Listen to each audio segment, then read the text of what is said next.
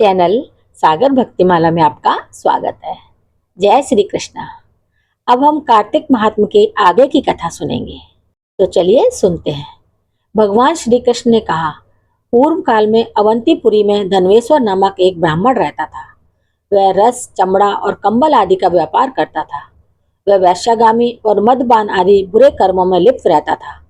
चूंकि वह दिन रात पाप में रत रहता था, इसलिए वह व्यापार करने नगर नगर घूमता था।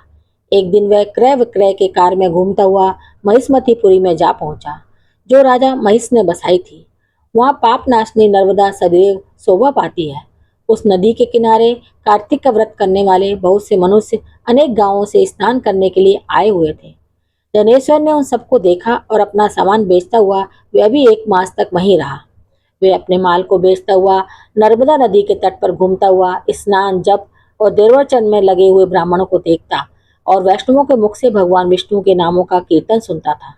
वह वहां रहकर इनको स्पर्श करता था, उनसे बातचीत करता रहा। वह कार्तिक के व्रत की उद्यापन विधि तथा जागरण भी देखता रहा। उसने पूर्णिमा के व्रत को भी देखा कि व्रती ब्राह्मणों तथा गौओं को भोजन करा रहे हैं, उनको दक्षिणा आदि भी दे रहे हैं। उसने नित्य प्रति भगवान शंकर की प्रसन्नता के लिए धोती दीप माला भी देखी। त्रिपुर नामक राक्षस ने तीनों पुरों को भगवान शिव ने इसी तिथि को जलाया था, इसलिए शिव जी के भक्त इस दिन दीप उत्सव मनाते हैं।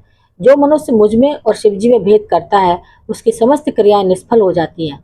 इस प्रकार नर्मदा तट पर रहते हुए जब उसको एक माह व्यतीत हो गया, तो एक दिन अचानक उसे किसी काले सांप ने डस लिया। इससे विवल होकर वह भूमि पर गिर पड़ा। उसकी यह दशा देखकर वहां के दयालु भक्तों ने उसे चारों ओर से घेर लिया और उसके मुंह पर तुलसी दल मिश्रित जल के छींटे देने लगे। जब उसके प्राण निकल गए, तब यमदूतों ने आकर उसे बांध लिया और कोड़े बरसाते हुए उसे यमपुरी में ले गए। उसे देखकर चित्रगुप्त ने यमराज से कहा, इसने बाल्यावस्था से लेकर आज तक केवल बुरे कार्य ही किए हैं। इसके जीवन में तो पुण्य का लेस मात्र भी दृष्टिगोचर नहीं होता। यदि मैं पूरे 1 वर्ष तक भी आपको सुनाता रहूं, तो भी इसके पापों की सूची समाप्त नहीं होगी। यह महापापी है, इसलिए इसको 1 कल्प तक घोर नरक में डालना चाहिए। चित्रगुप्त की बात सुनकर यमराज ने कुपित होकर कालनेमी के समान अपना भयंकर रूप दिखाते हुए अपने अनुचरों को आज्ञा देते हुए कहा, हे प्रेत सेनापतियों, इस दुष्ट को मुग्धरों से मारते हुए कुंभीपाक नरक में डाल दो। सेनापतियों ने मुग्धरों से उसका सिर फोड़ते हुए कुंभीपाक नरक में ले जाकर खोलते हुए तेल के कढ़ाई में डाल दिया। प्रेत सेनापतियों ने उसे जैसे ही तेल के कढ़ाई में डाला, वैसे ही वहां का कुंड शीतल हो गया। ठीक उसी प्रकार जिस प्रकार पूर्व काल में प्रहलाद जी को डालने से दैत्यों की जलाई हुई आग ठंडी हो गई थी। यह विचित्र घटना देखकर प्रेत सेनापति यमराज के पास गए और उन्होंने सारा वृतांत कहा। सारी बात सुनकर यमराज भी आश्चर्यचकित हो गए और इस विषय में पूछताछ करने लगे। उसी समय नारद जी वहां आए और यमराज से कहने लगे, सूर्य नंदन, यह ब्राह्मण नरकों का उपयोग करने योग्य नहीं है। जो मनुष्य पुण्य कर्म करने वाले लोगों का दर्शन, स्पर्श और उनके साथ वार्तालाप करता है, वह उनके पुण्य का 6वां अंश प्राप्त कर लेता है। यह धनेश्वर तो 1 मास तक श्री हरि के कार्तिक व्रत का अनुष्ठान करने वाले असंख्य मनुष्यों के संपर्क में रहा है, अतः यह उन सबके पुण्यांश का भागी हुआ है।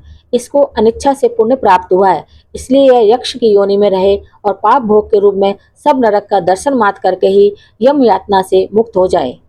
भगवान श्री कृष्ण ने कहा, सत्यभामा, नारद जी के इस प्रकार कहकर चले जाने के पश्चात धनेश्वर को पुण्यात्मा समझते हुए यमराज ने दूतों को उसे नरक दिखाने की आज्ञा दी।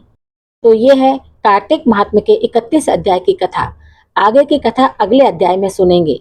अगर कथा पसंद आ रही हो तो कोई अच्छा सा कमेंट लिखें। आपका कमेंट मुझे आगे की कथा सुनाने के लिए प्रेरित करता है। मेरे चैनल को सब्सक्राइब, शेयर और लाइक जरूर करें। धन्यवाद।